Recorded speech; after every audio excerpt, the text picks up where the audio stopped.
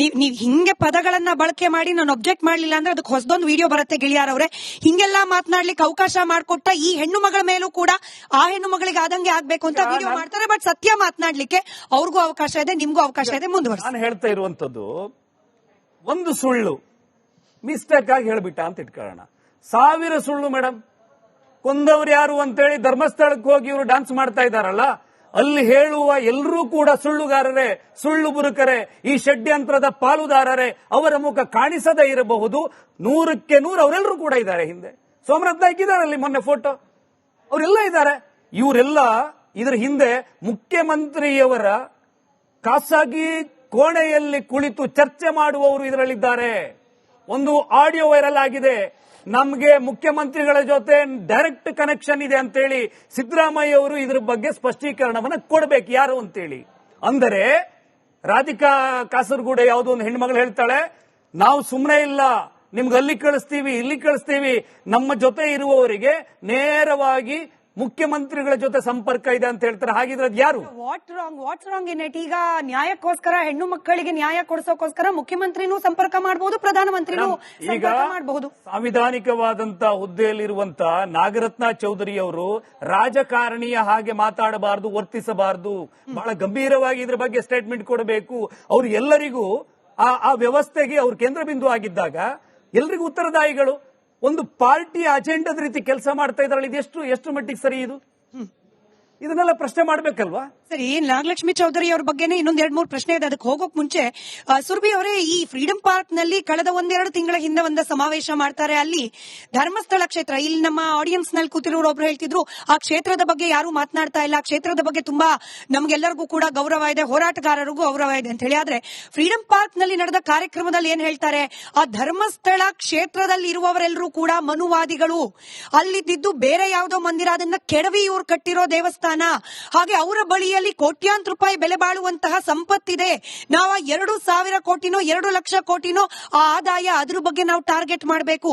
ಇದೆಲ್ಲವೂ ಕೂಡ ಕೇವಲ ಆರೋಪಿ ಸ್ಥಾನದಲ್ಲಿ ನಿಂತಿದ್ರೆ, ಆ ಪ್ರಭಾವಿಗಳಾಗಿದ್ರೆ ಪ್ರಭಾವಿಗಳ ಹೆಸರು ಬಗ್ಗೆ ಮಾತನಾಡಬೇಕಾಗಿತ್ತು. ಆದ್ರೆ ಮಾತನಾಡ್ತಿರೋದು ಧರ್ಮಕ್ಷೇತ್ರದ ಬಗ್ಗೆ.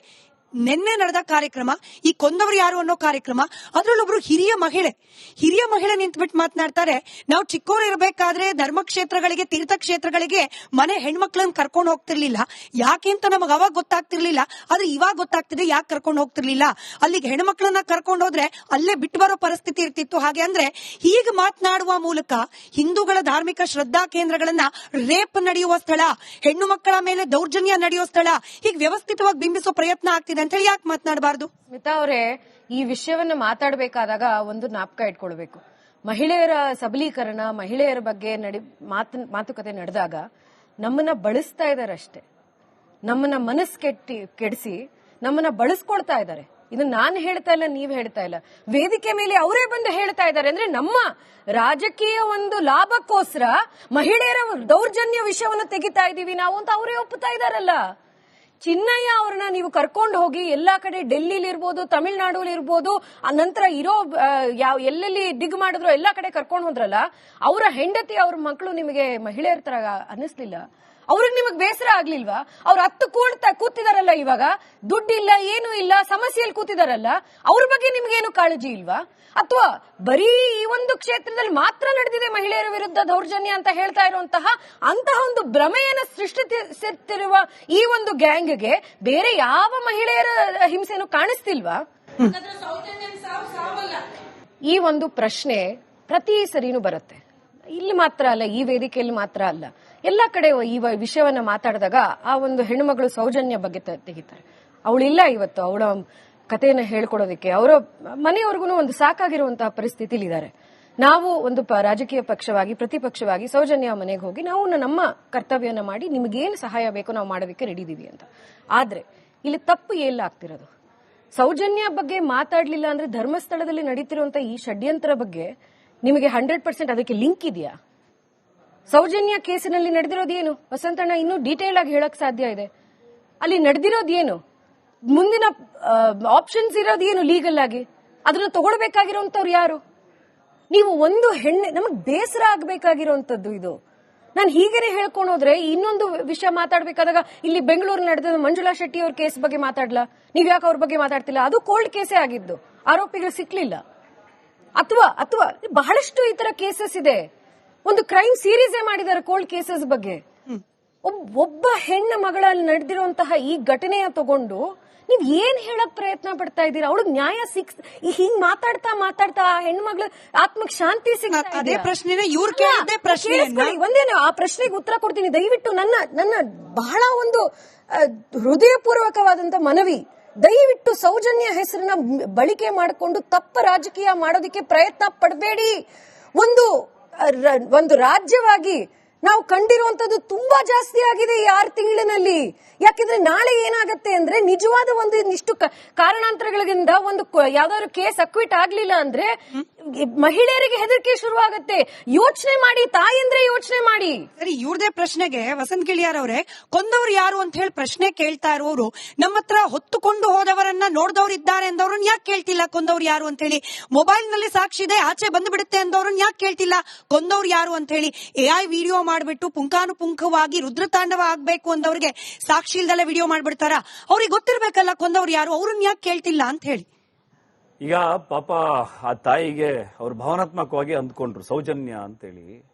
ನೀವು ತಾಯಿ ಒಂದು ಪ್ರಶ್ನೆ ಕೇಳಿ, ಸೌಜನ್ಯ ವಿಷಯದಲ್ಲಿ ತಿಂದವ್ರು ಯಾರು ಅಂತ ಕೇಳಿ. ನೀವು ಕೋಟಿಗಟ್ಲೆ ದಂಧೆ ಮಾಡಿಕೊಂಡು ಒಂದು ಹೆಣ್ಣಿನ ಸಾವನ್ನ ನೀವೊಂದು ಅಂತಃಪ್ರಜ್ಞೆಯಲ್ಲಿ ಯೋಚನೆ ಮಾಡಿ. ನೀವೊಂದು ಹೆಣ್ಣು, ನಿಮ್ಗೊಂದು ಹೆಣ್ಣು ಮಗಳಿರಬಹುದು.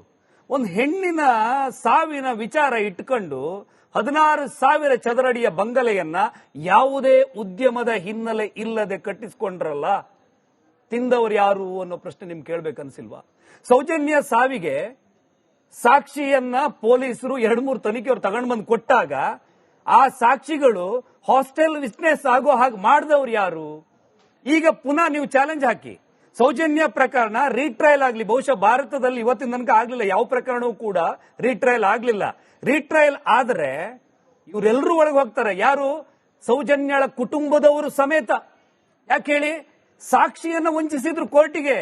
ಚಾರ್ಜ್ ಶೀಟ್ ಆಗುವಾಗ ಇವರು ಸಾಕ್ಷಿ ಕೊಟ್ಟಿದ್ರು, ಮೌಖಿಕವಾಗಿ ಹೇಳಿದ್ರು. ಕೋರ್ಟ್ ಅಲ್ಲಿ ತಿರುಗಿ ಉಲ್ಟಾ ಸಾಕ್ಷಿ ನುಡಿತಾರೆ. ಇದು ತಪ್ಪಲ್ವಾ? ತನ್ನದೇ ವಂಶದ, ತನ್ನದೇ ಕುಟುಂಬದ, ತನ್ನದೇ ಕರುಳ ಕುಡಿಗೆ ಮಾಡಿದ ವಂಚನೆ ಅಂತ ನಿಮ್ಗೆ ಅನ್ಸಲ್ವಾ? ಸೌಜನ್ಯ ನೆಪ ಮಾತ್ರ. ಇದು ನೀವು ಬೇರೆ ಕಡೆ ಬಂದು ನೋಡಿ, ನಿಮ್ಗೆ ಹೇಳ್ತೀನಿ. ನೀವು ನೋಡಿ ತಾಯಿ, ನಿಮಗೆ ಯಾವುದೇ ಅಜೆಂಡಾ ಇಲ್ಲದಿದ್ದಲ್ಲಿ, ಯಾವುದೇ ಸಿದ್ಧಾಂತದ ಅಮಲು ನಿಮಗೆ ಇಲ್ಲದೆ ಇದ್ದಲ್ಲಿ, ಒಬ್ಬ ಹೆಣ್ಣಾಗಿ ನೀವು ಪ್ರಶ್ನೆ ಕೇಳ್ತಾ ಇರೋದಾದ್ರೆ 1 ದಿವಸ ನಿಮಗೆ ಇದ್ರ ಬಗ್ಗೆ ಪಿನ್ ಟು ಪಿನ್ ಡೀಟೇಲ್ ಕೊಡ್ತೀನಿ. ನಿಮ್ಮಲ್ಲಿ ಯಾವುದೋ ಒಂದು ಸಿದ್ಧಾಂತದ ಅಮಲಿದ್ರೆ ನಮಗೂ ನಿಮಗೂ ಮಾತುಕತೆ ಇಲ್ಲ. ನೋಡಿ, ಸೌಜನ್ಯ ಹೆಸರಲ್ಲಿ ದಂಧೆ ನಡೀತಾ ಇದೆ. ಸೌಜನ್ಯ ಹೆಸರಲ್ಲಿ ಟಾರ್ಗೆಟ್ ಹಿಂದೂ ಟೆಂಪಲ್ ಆಗ್ತಾ ಇದೆ. ಇದು ಟೆಂಪಲ್ ಟೆರರಿಸಂನ ಭಾಗ.